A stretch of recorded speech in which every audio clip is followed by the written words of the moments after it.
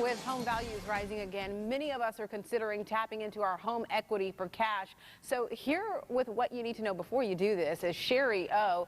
Shari, first things first, what are the options for folks who want to access some of that home equity? Sure. Well, the obvious first option would be to refinance. The problem is over 9 million Americans have interest rates that are under 4%. And when you refinance, you're going to lose that interest rate. Also, if, for example, you've been paying for 10 years on a 15-year loan, you have 5 years left, you're going to reset that clock, which most people don't like to do. So the other two options would be to get a home equity line of credit or a home equity loan. Now, those are considered second mortgages, so you're going to pay a little bit higher interest rate, but you can still deduct the interest under the mortgage interest deduction, and the closing costs for a home equity loan or line of credit are actually less than a refinance. When would you suggest a home equity line of credit versus that home equity loan? Well, the primary difference is that a home equity loan, with a home equity loan, you get a set amount of money, Holly. So you would borrow, for example, $50,000.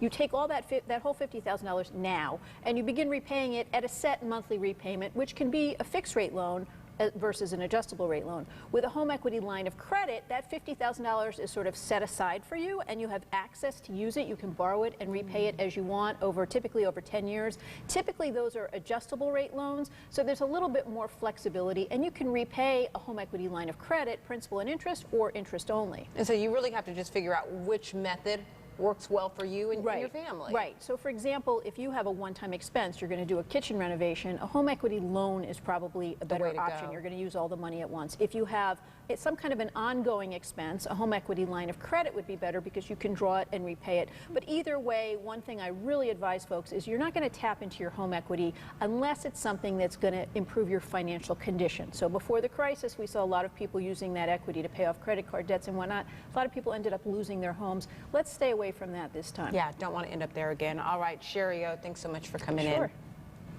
All right, good tips. Well, moving on now, as if internet isn't fast enough.